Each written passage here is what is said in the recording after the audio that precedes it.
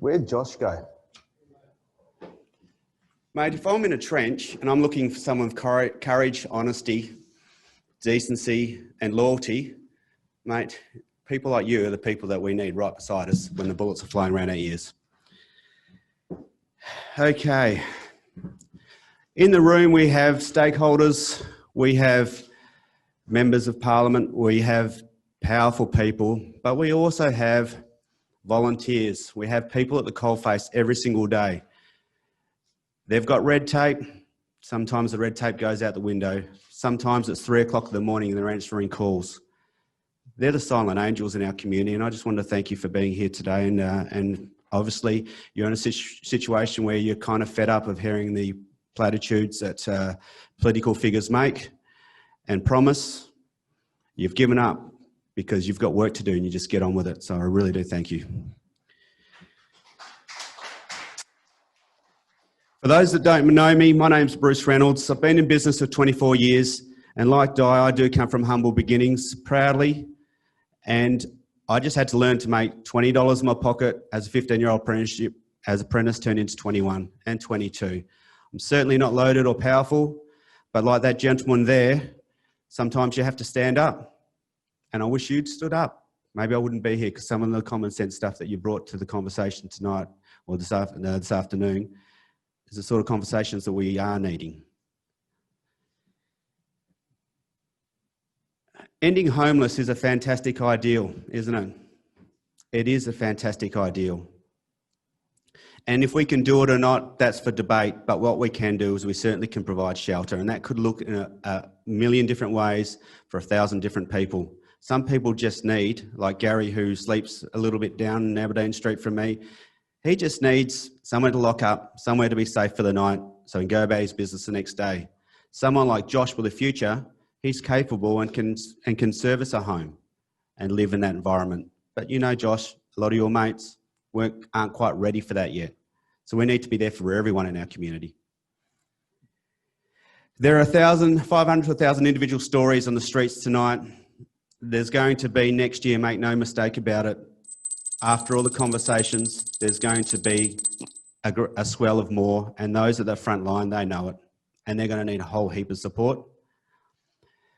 My role is to make sure that I am a voice, a tireless voice, to make sure that I am there, and I will follow through, and I will be honest with every individual that I come across, and I will look them in the eyes, and I won't have the Rolex in my arm and a handshake with looking aside that I've experienced over the last couple of weeks, certainly not from anyone here. They're outstanding individuals, every one of them. But out in the community, those people that you want from private sector, not all of them necessarily want it in their backyard. But the people on the streets, they look you straight in the eyes because they're looking for truth. They're looking to see if you're full of shit. And I'll tell you right now, I will always be there for anyone, whether it's 2 in the morning, giving them a roll, having a conversation and saying, "G'day, I will be a voice. And I don't need a title. I don't need a selfie. I'll be there for the rest of my life. I promise you that." Thank you, Bruce. Bruce Reynolds, ladies and gentlemen. Any questions from Bruce Reynolds? We got one coming off the Zoom. There is a view that homeless people are preventing people coming into the city and preventing the city being revitalised. What are your views? There's lots of views, and that's one of them. Our role as a community is stop looking at the homeless and those who are disadvantaged as a part of our community and actually understand that they're a part of our community, okay? And until we brace them and get down on our knees to the level and understand the stories and treat them with open honesty, but we treat them with this thing here and we actually do love them and embrace them, then we'll find solutions, the 1,000 solutions we need tonight, the 2,500 or whatever solutions we need this time next year. We need to make sure that we understand and we find narratives from their point of view, not from our point of view, standing over there and telling them how we think they need it. We need to listen and find out what they need. Gentlemen, yes, sir. Be upstanding and introduce yourself. Thank you. Bruce, good afternoon. Jonathan Shapiro. I am a lived experience advocate.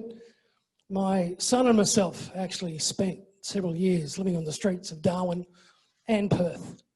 And in regards to a lot of what you've heard as far as the damage that is concerned. I don't think a lot of you really understand what you're about to step into.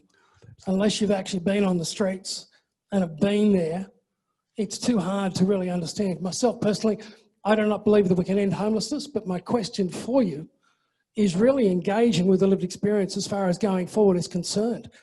If one of you do get elected, what are the other 6 going to do? We've been hearing these stories, and I've been doing this for 6 years in regards to actually getting the whole word out there and what the lived experience is all about. We're about to start the Lived Experience Council, to which we have a document to do with the homeless protocol for local government. And I've been pushing that around. Would you be prepared to sign a document that engages, and we've had this stand before in regards to the rangers pushing the people around. We don't need them pushed around, we need them dealt with. And what we've heard as far as I spent my time on the street in Mark McGowan's electorate, and still nothing is done. We're sick and tired of hearing the bullshit about all these stories. We want something done today, and I don't give a damn whether it's bed down, sleep bus or whatever, but sleep is a genuine necessity. And I'm sorry to carry on, but when you're going to talk about mental health, then you talk about the idea of not mental health and then homelessness, but homelessness and then mental health. It's an issue that I don't think any of you really understand, and what you need to provide as far as wraparound services are concerned. On Sunday was announced a boost for Perth, and a $1 billion boost of some sort. Part of that was $36 million allocated for homelessness, to which one of you is going to be responsible for. Give me $36 million and I could wipe homelessness from the whole country. I agree. Why can't we do it today? And I want, Bruce, I'd like you and even the rest of them to really acknowledge the fact that we can't sit around and chat and bullshit and carry on. Something has got to be done. Thank you. I'll quickly answer. It was more of a statement, but I had the privilege of crossing paths to you as we came out of the elevator, and you gave me a snippet of your story. And I know it's probably it's a book long, but the snippet of the story, the reality is what you just did then is you gave us a statement. And sir, the universe gave you your set of experiences so you can carry that statement. And we need to be the people that when these lights go off, whether we've got a title or not, when these lights go off and we progress through the rest of our life, that we give you people the opportunity in your shoes to get your statement out. Absolutely.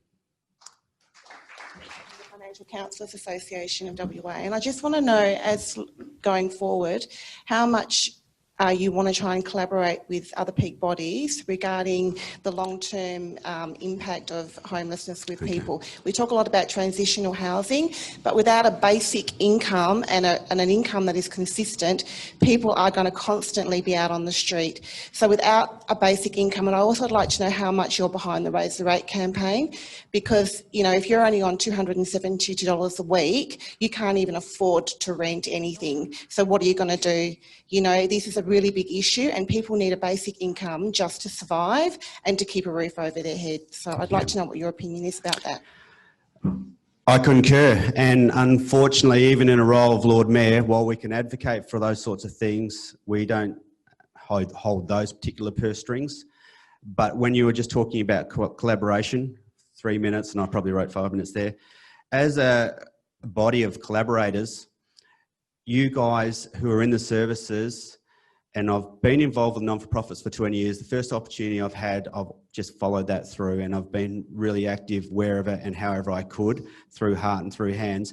But we need to get you guys, and you guys know this, collaborating.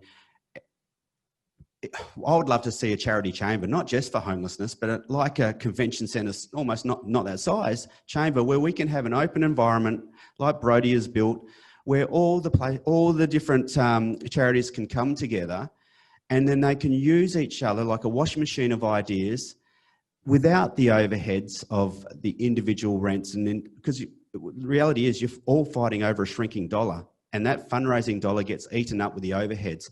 If we as a state government and we as a local body, the local government body, can provide you somewhere where you can provide your services, because we've seen these fantastic charities start from a kitchen table, and we've seen the big guys. Wouldn't it be good if you got together in an open environment, sharing ideas, not being so competitive, not fighting over what's left over on the table and the dollar, and seeing what we can do together as a whole community? Thank you, Bruce. Okay. Bruce Reynolds, ladies and gentlemen.